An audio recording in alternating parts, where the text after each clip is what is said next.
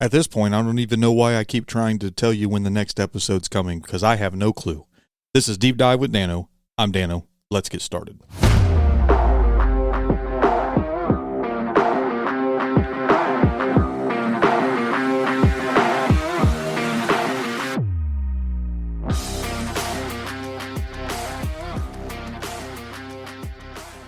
That's right. We're back with another episode. It's been way too long. On my end, anyway. And you might be thinking, oh, it seems a little abrupt. Either way, we're going to do another episode. This is something I've been thinking on for quite a while. Something that I don't even know that we process it. To be honest with you, I'm trying to look back over. I can't ever think of a time that this was ever a topic of conversation. I'm not saying I'm the originator of it. I'm just saying in my life, man, I think this would have been one principle I might have. Because let's be honest, there's some things we don't listen to in our young years.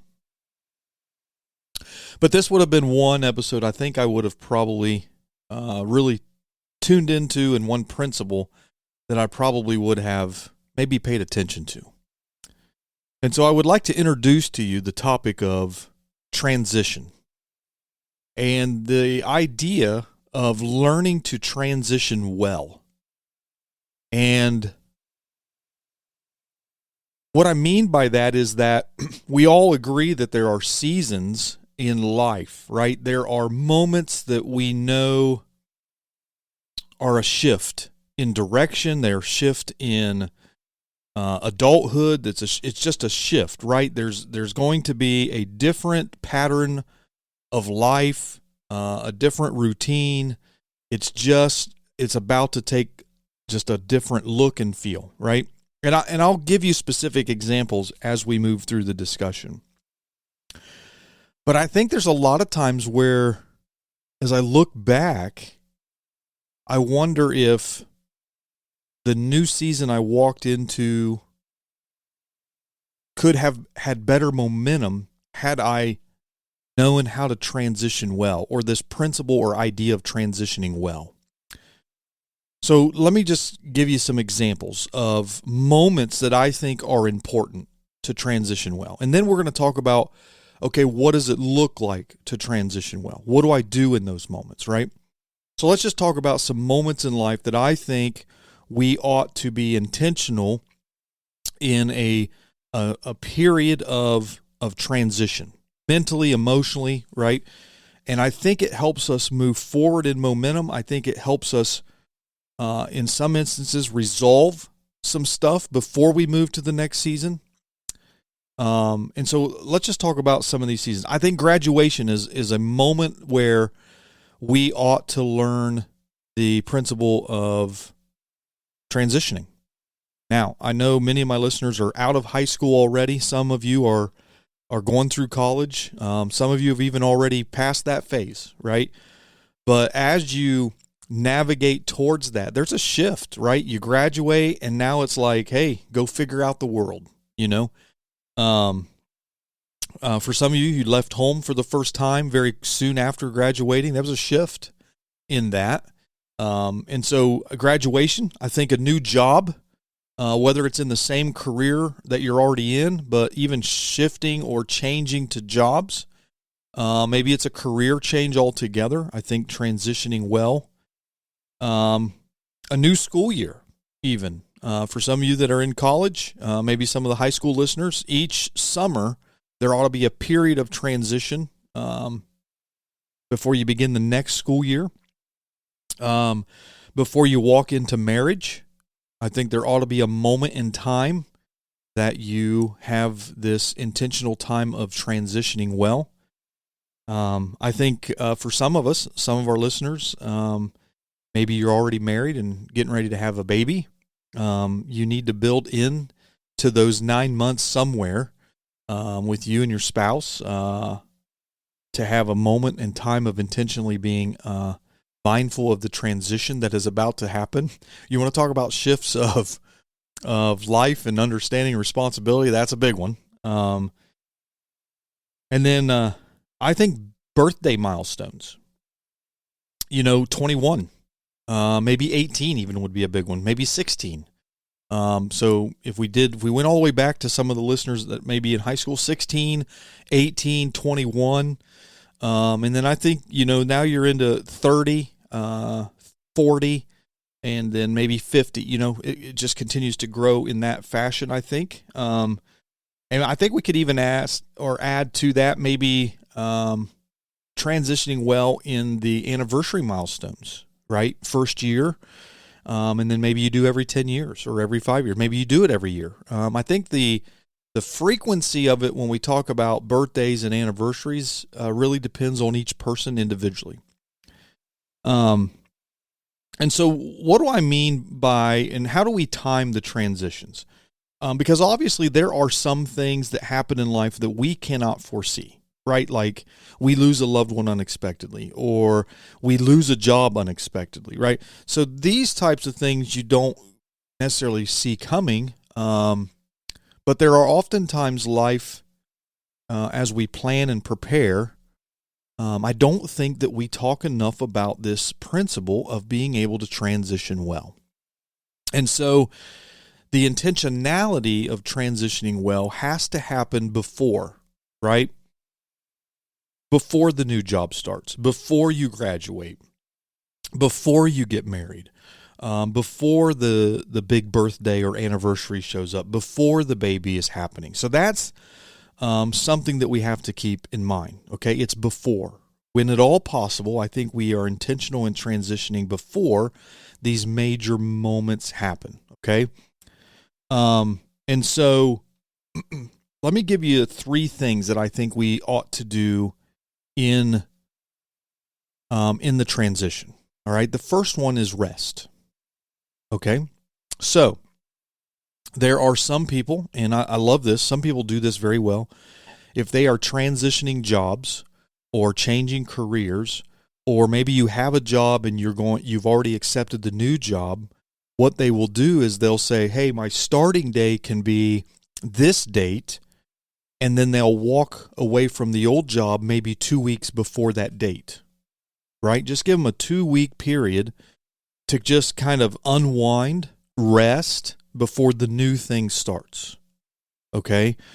When do you do that before a new baby comes? I don't know. I think that's up to you as an individual, I think it's in month 8 somewhere because month 9 becomes so uncertain, right? It's probably difficult to do that in the first couple months because, again, it's uncertain about how mama's body may react to being pregnant, right? Just not feeling good, not feeling well. And so it's hard to go and do something and be restful with it when you're kind of in that, your body's even in that transition. When you're talking about marriage, I think it ought to happen within 2 to 3 weeks of your wedding date. And so you rest, right? You get all the planning done, you just sit and just kind of you rest. And the reason that I think you have to start there is because that actually leads us into the next moment or the next thing that we ought to do in our moment of transition, and that is we ought to remember. And so let me just walk you through this because this one is, I think, probably going to be the one that we spend the most time on in this discussion, and that is that, and this is the one that's really been heavy just in my life lately, that I think and I hope that had I understood the principle of transitioning well at a younger age, the remembering part would have been more important and impactful for me. And so I would say that as you are resting and kind of, decompressing from what was and what you're going into, and just rest gets us in the moment. And I think leads us to the most important part of all of this, or these 3 steps in this transitioning phase of our life. And that is the remembering part. And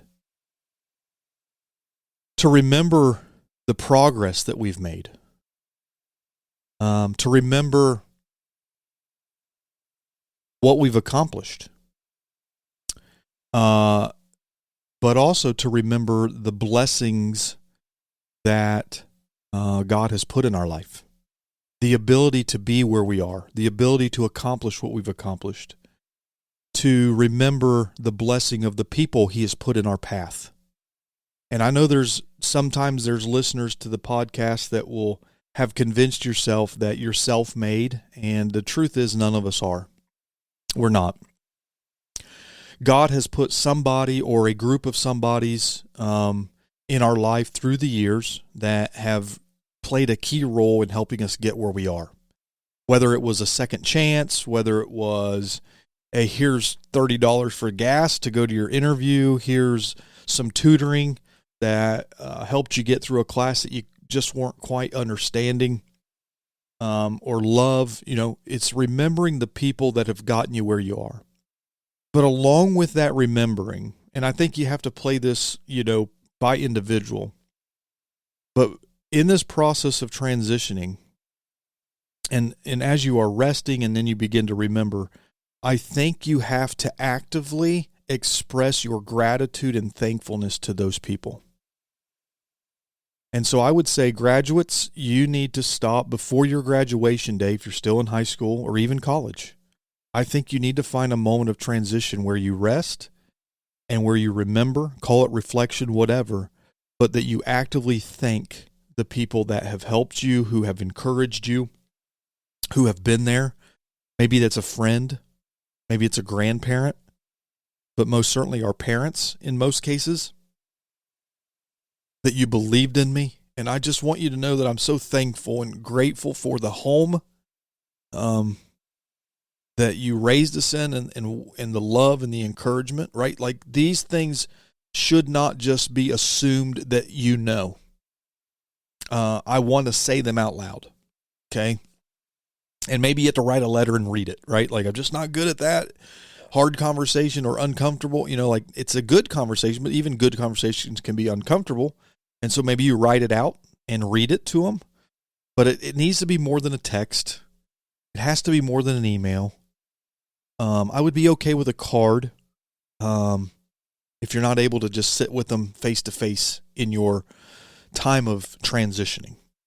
But I think in those moments, we need to remember. Maybe remember even the tough times. Right? Like, and in remembering the tough times, I think we don't do this enough because we try to avoid the hard memories, the hard times, the hard seasons. We kind of get through them, and then just be like, I don't want to think about those ever again. But I will say, if you're able to practice the discipline of transitioning and resting and remembering in those moments, what you'll find is, as you recall some of even the hard times of life, that you may find that there were lessons you learned there that you just didn't realize. And so I think it's healthy for us to remember. Obviously, some of us have some really deep wounded, some deep scars, some deep wounds from those hard times specifically. And so that might be a difficult thing to do. And so, you work through that in time and with healing. But ultimately, I think as we remember and we show gratefulness and gratitude to the people in our lives, I think we also should be reminded to thank God for where He's brought us, and what He's brought us through. And that even if there were moments and seasons in my life, I know I've had these several moments and seasons of my life where I kind of did forget about you. And Lord, I just still want to thank you, even in those moments where I may not have been the most focused or committed, but you still were with me, and I appreciate that. And I'm thankful for that. And so we rest, we remember. And then the last thing is, and this is kind of a two-part last thing, it's refocus and request.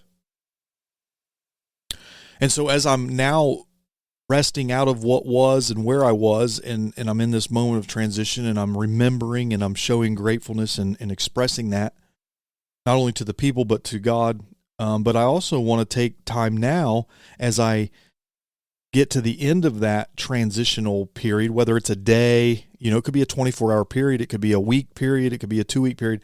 But as I'm getting towards the end, now I want to refocus and request, okay? And so what does that mean? Well, I got to refocus. Okay, what's lies ahead? Okay, what are we headed into? Okay, what are some possible challenges that I'm going to face for the next school year? What are some things that I need to kind of get my mind straight on as I'm heading into marriage, or the next the new job, or as the baby is coming close? What are we kind of, let's sit down and refocus, right? Maybe you're married and you got to sit down at your anniversary and say, all right, how was last year? And then what are we looking towards this year, right?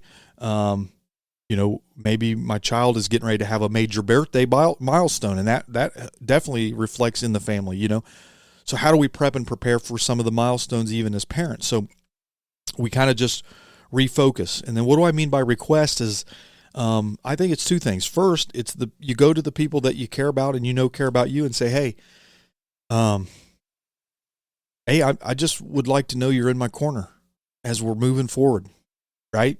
And maybe you say this during the process of showing gratitude and thanking them for what they've done so far, but to just say, hey, I appreciate you being in my corner, and I hope that you'll have my back. I hope that you'll continue to show me support as I move forward. And so you request, re-engage that request. But I also think there's a moment where you just say, Lord, I'm gonna rely on you moving forward. I don't know what is to come, but I'm going to rely on you, no matter where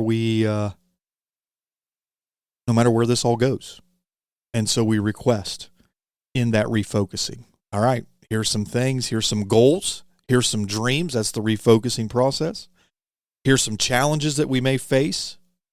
And so what's kind of some timeline or some expectations that I would like to see accomplished, or some things I'd like to have come to fruition as I'm refocusing, and then be able to request or reestablish the request with people in my life, but also God, hey, I'm going to rely on you. I'm going to need some help. I hope that you'll be in my corner, right? And so, yeah, we kind of work through that. And I just think through this process as I've looked over milestones of my life. I would like to believe that I would have been a person that this would have been one principle that I would have held on to. Because I do believe what this will do is, especially when I look at relationships, loved ones that I've lost, is I think it will minimize the amount of times that I wish I could have had one more conversation, right? Like, if I could just have said that thing, right? And these moments of newness in life, new seasons, new phases, new chapters, give us opportunity to have these moments with people that we care about the most. But it also rejuvenates our hearts and our minds for what's next. And I think that there are so many of us in life right now who are living in a stage of burnout because we don't practice the principle of transitioning well. We leave one thing and we run full speed into the next. There's no gap. And so we leave exhausted and we show up exhausted, right? We leave this phase. We didn't really work through intentionally being transitioning well. And so now we're walking into the next phase, the next chapter, the next season, just as exhausted mentally and physically as we have been. And so that's why I say I think the art and the principle and the discipline of transitioning well helps us create momentum as we head into the next season, next phase of life, right? And so I've mentioned just a few things, some key moments, milestones in life. But it's interesting is that this is actually built into the rhythm of life for us. And what I mean by that is that the Lord had already built this standard or discipline of transition into creation. it says that on the seventh day he rested, and that we are to remember the Sabbath, right? And what are we to do on that, right? And so what God does is he actually builds the art of transition into our life, and he says that he calls us to do it once a week, right? At least once a week. And so whether you pick Sunday, right, and you say, oh, Monday's coming, and so I'm going to spend a couple hours just kind of resting. I'm going to spend a couple hours just remembering, reflect, okay, what didn't go so well last week? Can we prevent it, right? And we refocus, and then we establish the request again. And so if we were to practice that once a week, I think that many of us would find ourselves less exhausted on a continual basis. But we run 700 miles an hour, and it's nonstop, right? And so one of the things that I heard a while ago is it's good for us to practice transitioning, as we've talked about, obviously, in the major milestones. Man, I cannot encourage you to do that enough. But I think it's also building the discipline in of finding one day a week to do it, and then 1 week a year. 1 week a year. We call that vacation, right? But even for the most of us, we don't vacation well. Let's be honest, right? We go on vacation, and man, we our normal life is 700 miles an hour, and then we take vacation, it's 1,000 miles an hour, and then we all come home and we're like, oh my gosh, I'm more tired. Now I need a vacation to relax and catch up and rest from vacation, right? Like, this makes zero sense. And so we don't even vacation well most of the time in our culture. And so I would just encourage us to consider, especially in the major milestones of life. And you say, well, I've already graduated and I didn't even think of that. Then go do it, right? Go at least do the part of refocusing and remembering. Okay. It's not a total loss. And then you say, well, I'm already married and I didn't do some of that. Well, then go find the people that you meet that mean the most to you and do that, right? Remember with them and refocus, right? It's not this dreaded kind of, oh, I guess I missed it, no need to do it, right? There's never a bad time to really implement this discipline in your life, okay? And so that's just something that's been kind of weighing on me. This is something I've been thinking through, and I'd like to hear your thoughts. If you follow on Spotify, there is a place to offer comments, and I would appreciate your feedback on this particular line of thought. Or if you have questions about it, please feel free to comment there in Spotify. We're also located on Apple Podcasts, and we are in the process of moving all things to Rumble. And so if you are not familiar with Rumble, it's actually a alternative to YouTube. And so we're working on transitioning all of that. And we're also in the process of transitioning this to be a video podcast, not just audio. And so once we move all that and transition all that, then you'll be able to have the option of listening audio or listening and watching. Not that there's much to watch, but here we are. That's what we're going to offer here in the near future. And so I hope that this discussion, if nothing else, at least compels you to consider the moments and times as you see them coming in life, the major milestones, and maybe once a week, and maybe 1 week a year, you find a way to build the discipline of transitioning well. I appreciate you listening. We'll see you next time. This is Deep Dive with Dano.